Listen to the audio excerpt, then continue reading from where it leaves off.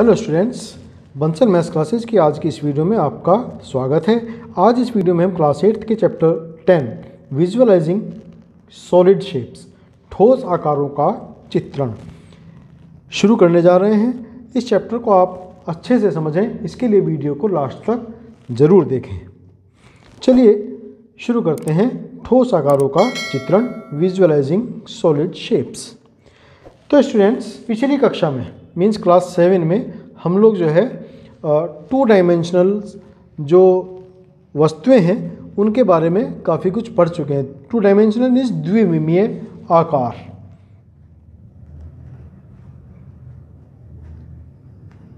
द्विविमीय आकार,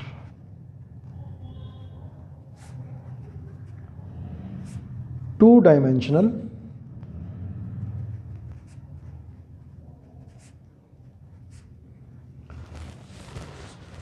तो क्या होते हैं द्विविमीय आकार? मिस 2 डायमेंशनल्स किसको बोलते हैं? तो ऐसी सभी वस्तुएं जिनमें केवल 2 डायमेंशंस होती हैं। द्विविमीय, द्वि का मतलब 2, विमीय यानी कि विमाएं। 2 विमाएं जिनके अंदर होती हैं लंबाई और चौड़ाई, या लंबाई और ऊंचाई, कुछ भी कह सकते हैं हम, केवल 2 विमाएं हों। अब जैसे अगर हम ये कागज़ का एक टुकड़ा लें, ये हमारा एक कागज़ का टुकड़ा है जिसमें ये इसकी लंबाई है और ये इसकी चौड़ाई है। अगर हम कहें कि इसमें मोटाई भी है कुछ, तो स्टूडेंट्स इस फिजिकल वर्ल्ड में ऐसा कुछ भी नहीं है जिसमें हम कहें कि उसकी मोटाई 0 है। कुछ ना कुछ मोटाई तो ज़रूर ही रहती है, चाहे कितने से पतला भी हम कागज़ ले लें या कोई भी वस्तु हम ऐसी ले लें जब पतले से पतली होगी तो भी कुछ ना कुछ उसकी मोटाई तो होगी ही होगी ज़रूर। थ्योरेटिकली ऐसा पॉसिबल कुछ भी नहीं है, लेकिन प्रैक्टिकली अगर हम बात करें तो जैसे अगर हम ये कागज़ की बात करें तो इसकी हम जो मोटाई है कुछ ना कुछ है ज़रूर, लेकिन हम इसको क्या मानेंगे? बिल्कुल ना के बराबर मानेंगे। प्रैक्टिकली अगर हम बात करें 0 ही मान करके चलेंगे। तो ये एक हमारा क्या है 2 डायमेंशनल यहाँ पर एक फिगर है हमारे पास है जिसमें लेंथ है और जिसमें इसकी ब्रेड्थ है, लंबाई और चौड़ाई इसकी 2 विमाएं हैं।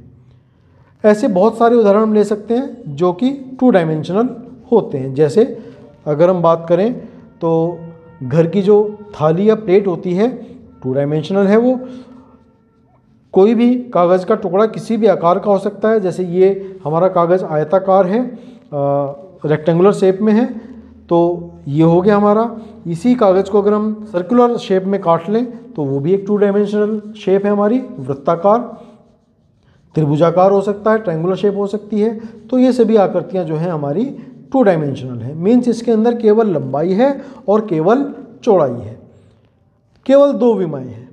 अब इस चैप्टर में जो हमें पढ़ना है वो क्या पढ़ना है? 3D यानी कि 3 डायमेंशनल्स जो शेप्स हैं, त्रिविमीय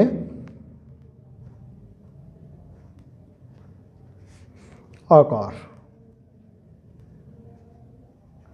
तो त्रिविमीय यहाँ नाम से हम कह सकते हैं 3 डायमेंशनल, 3 जिनके अंदर डायमेंशंस होंगी, 3 जिनकी विमाएं होंगी। तो 3 विमाएं कौन कौन सी हो सकती हैं? वो लंबाई होगी, डेफिनेट है, चौड़ाई भी होगी, और उसमें जैसे हम यहाँ पर हमने कहा था कागज़ में कोई मोटाई नहीं है, लेकिन इस बार जो हम आकार लेंगे, जो शेप लेंगे, उसमें मोटाई भी कुछ ना कुछ ज़रूर होगी। जैसे आपकी बुक है मैथ्स की, ये क्या है? एक 3 डायमेंशनल शेप है। जैसे इसकी ये लंबाई है, ये इसके अंदर इसकी चौड़ाई हमें मिल जाती है, लंबाई चौड़ाई। अब इसकी मोटाई क्या है?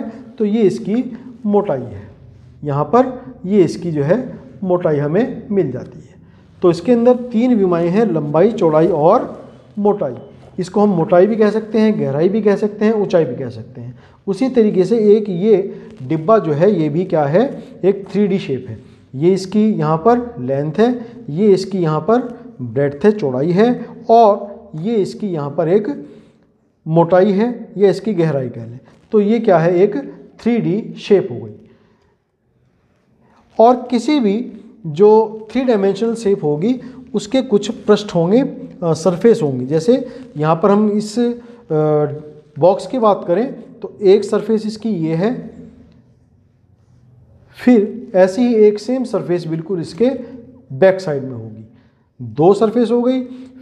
इस वाली सरफेस में इसकी लेंथ है और इसकी ब्रेड्थ काउंट होती है।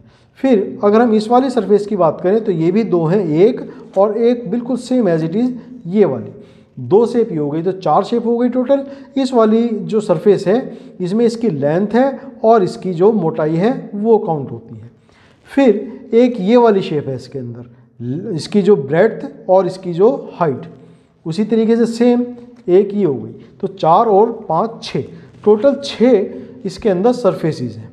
तो किसी भी ऐसी सरफेस को हम जिसमें लंबाई हो, चौड़ाई हो और मोटाई हो, तीनों अलग अलग लेंथ की हो, लंबाई, चौड़ाई और मोटाई, तीनों की जो माप है वो अलग अलग हो, उसको हम बोलते हैं घनाभाकार या क्यूबॉइडल। घनाभाकार, लंबाई, चौड़ाई और मोटाई कह लो, गहराई कह लो, ऊंचाई कह लो, कुछ भी कहें, तीनों की माप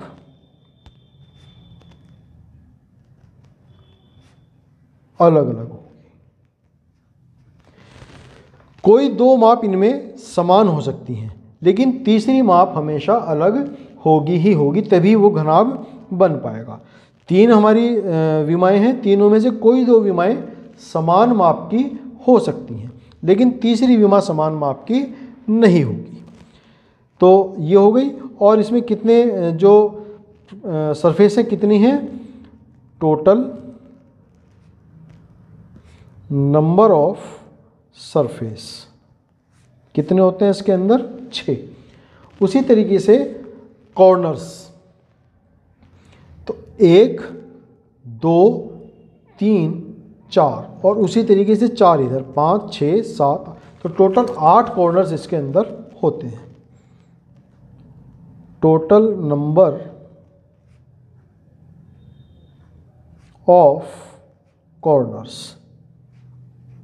8 और टोटल नंबर ऑफ एज, किनारे। तो किनारे कितने हैं? देखो, एक ये हमारा किनारे से मतलब जहाँ पर कोई दो सरफेस आकर के मिलती हों, जैसे ये वाली सरफेस और ये वाली सरफेस कहाँ मिलती हैं? इस वाले यहाँ पर मिलती हैं, तो ये हमारा क्या बन गया? किनारा बन गया। तो 1 एज, 2 3 और 4, और इसी तरीके से 4 पीछे, 2 3 4, 4 4 8 हो गई।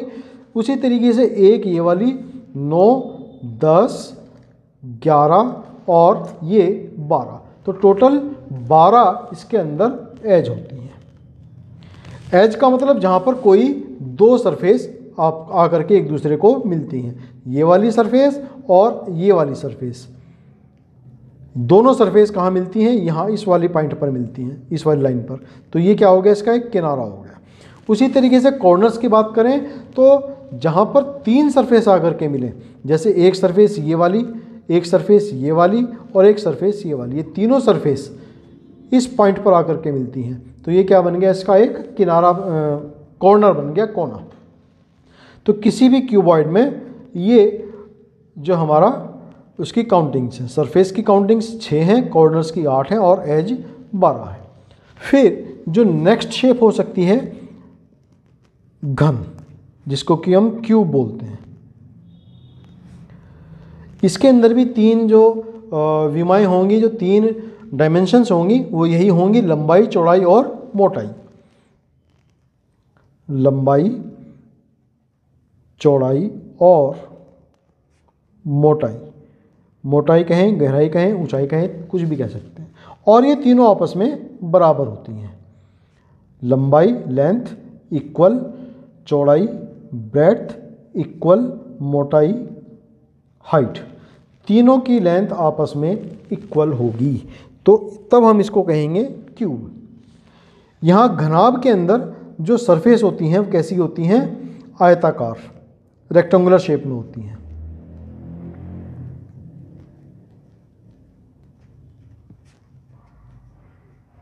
अधिकतर पृष्ठ सरफेस आयताकार होती है, रेक्टेंगुलर शेप, जबकि क्यूब के अंदर, घन के अंदर सभी जो सरफेस होंगी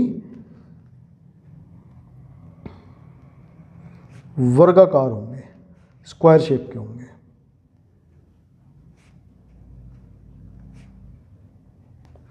काउंटिंग्स इसके अंदर भी वही हैं, टोटल नंबर ऑफ सरफेस 6 होंगे इसके अंदर भी, टोटल नंबर ऑफ कॉर्नर्स 8 होंगे, टोटल नंबर ऑफ एज इसके अंदर भी 12 होंगे।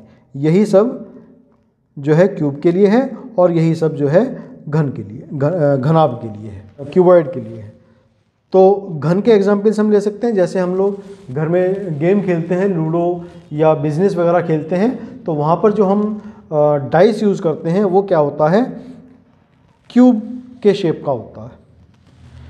फिर जो नेक्स्ट 3 डायमेंशनल शेप हो सकती है सिलेंडर।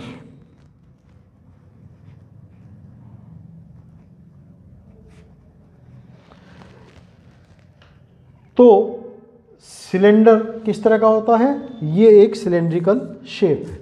इसमें जो टॉप है और जो बॉटम है दोनों कैसे होते हैं, सर्कुलर शेप के होते हैं, बॉटम और ये टॉप। और इसकी जो सरफेस है बाकी वो भी हमारी कर्ड होती है इस तरीके से चारों तरफ से। तो ये क्या हुआ, एक सिलेंडर हुआ। इसके अलावा और क्या हो सकती है, स्फेयर, गोला।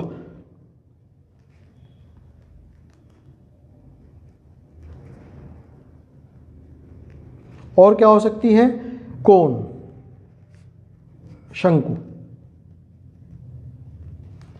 तो ये सब हमारी क्या हैं यहाँ पर 3 डायमेंशनल शेप्स हैं। अब 3D जो शेप्स हैं उनको देखना किस तरीके से हम उनको देखेंगे, जिस तरीके से देखेंगे उससे वो एक अलग उनका रूप हमें यहाँ पर देखने को मिलेगा। जैसे अगर मैं कहूँ कि ये क्यूब, मेरे पास एक क्यूबॉइड है, इसको मैं ऊपर से देखूँ तो मुझे एक रेक्टेंगल दिखाई देता है यहाँ पर, जिसकी मुझे लेंथ दिखाई दे रही है और जिसकी ब्रेड्थ दिखाई दे रही है, लंबाई और चौड़ाई दिखाई दे रही है। केवल एक रेक्टेंगल यहाँ पर मुझे ठीक ऊपर से अगर मैं देखूं तो मुझे ठीक एक रेक्टेंगल यहाँ पर दिखाई देता है। अब अगर मैं इसको घुमा करके इस तरफ से देखूं तब भी मुझे एक यहाँ पर रेक्टेंगल ठीक दिखाई देगा, जिसकी मुझे क्या दिखाई दे रही है, इस क्यूबॉइड की चौड़ाई और इसकी मोटाई इसमें दिखाई दे रही है। तो ये वाली सरफेस मुझे दिखाई देती है केवल एक रेक्टेंगल। उसी तरीके से अगर मैं इसको इस तरफ से देखूं तब भी मुझे एक केवल रेक्टेंगल ही यहाँ पर दिखाई देगा। तो यानी कि हर एंगल से देखने पर हमें एक अलग उसकी सरफेस दिखाई देती है। अब जैसे मैं इसकी बात करूं, ये मेरे पास एक सिलेंडर है, इसको ठीक ऊपर से देखूं तो मुझे एक सर्कल दिखाई देता है ये।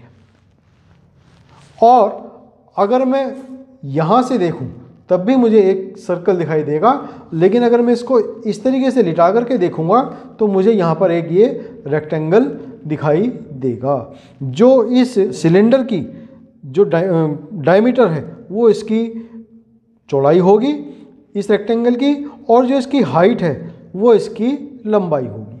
इस तरीके से हम किसी भी शेप को अलग अलग रूप में देख सकते हैं। जैसे ये गिलास है, इस गिलास को ठीक ऊपर से देखने पर एक सर्कल दिखाई देता है और ठीक उसके बीच में एक और छोटा सर्कल दिखाई देता है। तो यानी कि मुझे यहाँ पर 2 सर्कल दिखाई देते हैं। इसको मैं इस तरीके से यहाँ से पलट कर देखूँ तो मुझे केवल एक सर्कल दिखाई देता है, छोटे वाला। और अगर मैं इसको इस शेप में देखूँ तो मुझे यहाँ पर एक लगभग रेक्टेंगल शेप मिलती है। किसी भी चीज़ को हम देखने के अलग अलग एंगल्स हो सकते हैं और उस हर एक एंगल से वो एक अलग शेप में मुझे दिखाई देगी। स्टूडेंट्स, यहाँ पर हम इसी से रिलेटेड एक्सरसाइज है हमारी 10.1 के क्वेश्चंस यहाँ पर करने वाले हैं।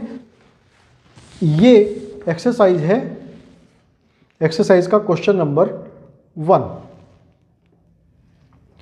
यहाँ पर पहले कॉलम में कुछ वस्तुएं रखी हुई हैं, फिर दूसरे कॉलम में अगर हम उस वस्तु को सामने से देखें तो उसका किस तरीके से हमें दिखाई देगी, और अगर ऊपर से उसको देखें तो हमें क्या उसका रूप दिखाई देता है। तो यहाँ पर हमें मैच करना है कि किस वस्तु को ऊपर से सामने से देखने पर कैसी दिखती है और ऊपर से देखने पर वो कैसी दिखाई। जैसे ये बोतल है, एक बोतल है, इसको अगर हम सामने से देखें यहाँ पर तो हमें ठीक ये इसी शेप में दिखाई देगी जो बोतल की शेप होती है। लेकिन अगर हम इसको ऊपर से दिखाई दें तो ऊपर से हमें क्या दिखाई देगा, ऊपर से हमें देखने पर इसके एक तो बॉटम वाला सर्कल दिखाई देगा और एक इसका जो ढक्कन है वो वाला सर्कल दिखाई देगा। तो इसको हम यहाँ पर मैच करेंगे। फिर ये एक 5 किलोग्राम का एक वेट है, बाट, जिससे हम सामान तोलते हैं। तो सामने से देखने पर ये हमें कैसा दिखाई देगा, तो सामने से जब हम इसको देखेंगे तो ठीक बीच में एक रेक्टेंगल दिखाई देगा और 2 छोटे रेक्टेंगल इसके साइड में दिखाई देंगे, यानी कि ये वाली दिखाई देगी, ये दिखाई देगा और ये दिखाई देगा। तो इस तरह की शेप हमारी दूसरे कॉलम में कहाँ है, ये वाली शेप है। तो यानी कि इसको हम यहाँ पर इससे मैच कर देंगे। इसी को अगर मैं ऊपर से देखने लगूँ तो ठीक ऊपर से मुझे ये सम षटकोण दिखाई देगा जिसके बीच में 5 किलोग्राम लिखा हुआ है। तो ऐसी शेप ऊपर से देखने पर ये वाली होती है। तो इसको हम यहाँ से मैच कर देंगे। यानी कि जो हमारा ए पार्ट था क्वेश्चन नंबर 1 का, ए पार्ट पहले कॉलम में नंबर 3 से मिलेगा और दूसरे कॉलम में वो नंबर 4 से मिलेगा। उसी तरीके से बी पार्ट, यानी कि जो बाट है हमारा, वेट है, वो सामने से देखने पर हमें पहले कॉलम में नंबर 1 पर है और दूसरे कॉलम में वो नंबर 5 पर जैसा दिखाई देता है। ये वाली शेप हमें यहाँ पर दिखाई देगी। फिर नेक्स्ट है सी, एक थर्मस। ये थर्मस सामने से देखेंगे तो बिल्कुल इसी शेप में दिखाई देगा, थर्मस की शेप में, यानी कि नंबर 4 से ही इसका मैच करेंगे हम।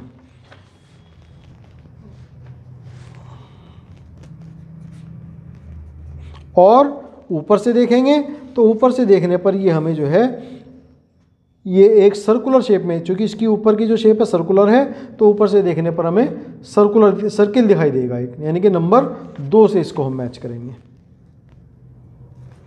फिर डी शेप, डी शेप हमारी क्या होगी, डी शेप है एक कप और प्लेट।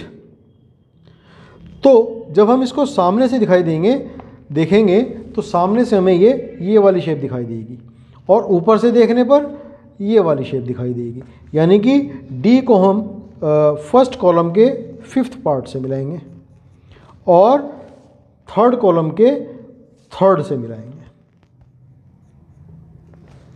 फिर उसके बाद में सी पार्ट, ये एक बोतल है और कैसी बोतल है, ये एक क्यूबॉइडल शेप की बोतल है, डिब्बा है इसको कह सकते हैं। तो सामने से जब हम इसको देखेंगे तो ये वाली शेप दिखाई देगी, यानी कि नंबर 2 से हम इसको मिलाएंगे।